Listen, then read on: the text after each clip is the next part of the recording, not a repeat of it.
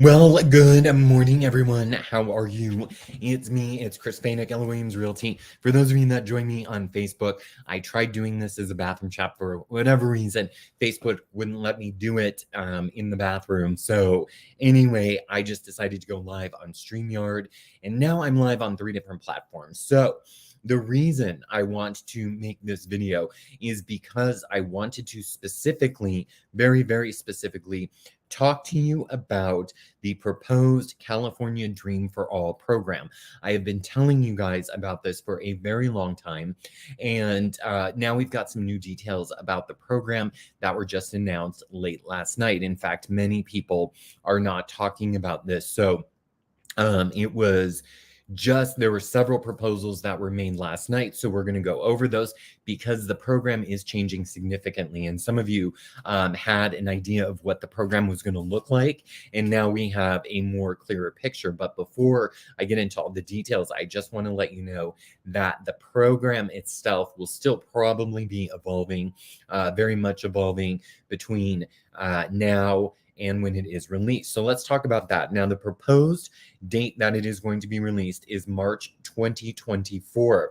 It could be longer than that, but they are talking about spring 2024. So the end of the first quarter is when they are talking about the launch.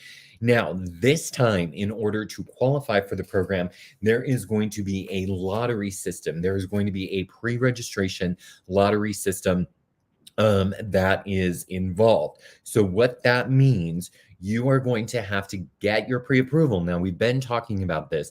This is not going to be new, but you're going to have to get the pre-approval on your mortgage. Then you're going to pre-register in the portal. Now, they're going to use some sort of algorithm to base the lottery system on, but you've got to get that pre-approval first. So if you're thinking about using this program or that you would like to use this program, you're going to need to get in on that pretty quickly and start working on your pre-approval process. Now, there are going to be geographic restrictions with this.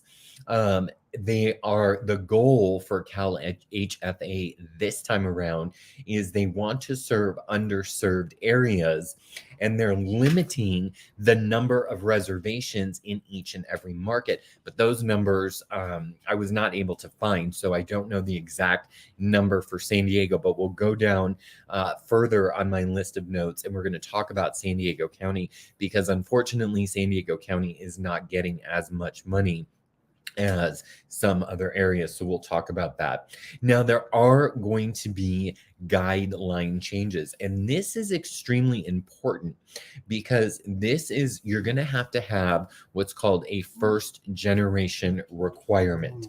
So in this first generation requirement, you never could have owned a home in the United States in the last 3 years. So as a new borrower to this program, you could never have owned a property in the United States in the last 3 years. Also, this is very important. The buyer's parents cannot have owned a home in the last 10 years in the United States.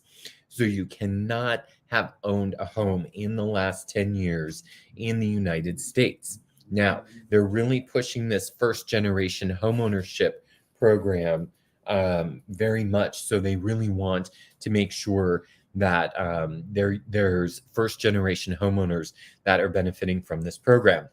Now, if you grew up in a foster home, that first generation 3 or 10 year does not apply. So even if your biological parents own a home, then if you grew up in foster care, then that doesn't apply.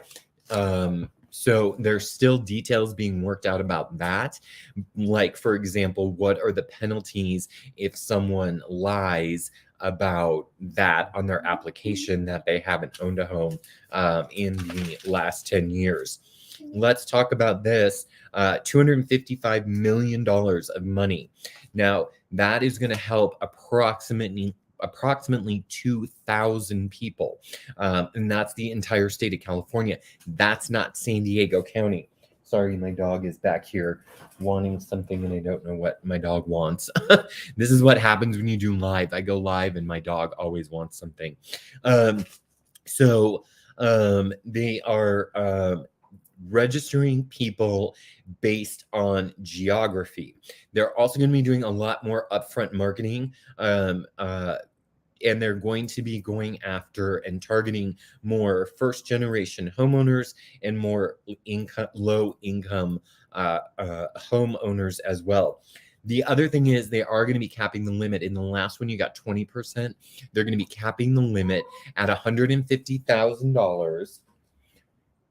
Otis, get out of there. Sorry, guys. My dog's underneath my desk. They're going to be capping the limit at $150,000 or 20%, whichever is less. They also, so that means, let's say, for example, you purchase a home for $500,000, you'll get your full 20% because that would be $100,000. That would be $100,000. Hold on. Let me get the dog's ball so he stops bugging us. Sorry about that, guys. This is what happens when you go live and then your dog decides your dog wants the ball.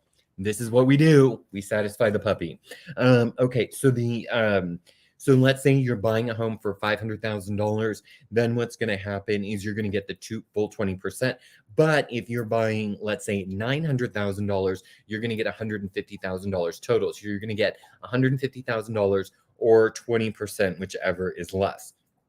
Now, the counties with the largest share of that will get the largest share of the money, that's going to be Sacramento County, Placer County, El Dorado County, and the Central Valley. They're going to get the most money. The smaller amounts of money are going to go to the Bay Area, San Francisco area, Oakland, that whole Bay Area, Los Angeles County, San Diego County is on that list, and Orange County. So we're going to get the least amount of money for this program. It's not going to be, we're not going to get the largest amount of money. So like I said, it's all based on where you live when you are registering for this program. So they are really going after first generation homeowners. They are really going after more lower income and underserved communities. So there's a lot of changes. Excuse me. There's going to be a lot more changes over the next coming months. So I'm going to keep you updated. But if this is a program that you feel that you wanted to tap into because we've been talking about it for a long time, or you missed out on it a while ago, here is your opportunity to start that ball rolling. Again, apologies for the dog. He wanted a ball that was stuck under my desk. I didn't know it was there. Anyway, I hope you guys have a great day. If you have any questions whatsoever, feel free to drop a comment below. And I will be happy to reach out to you. I will connect you with one of my preferred lenders who knows this program. I think what I'll do is do another live and bring a lender or two on to talk about this and what this looks like. But big changes coming the way of CalHFA. I put everything in the description. So if you guys have any questions whatsoever, feel free to reach out. Thanks so much. I hope you all have a great day.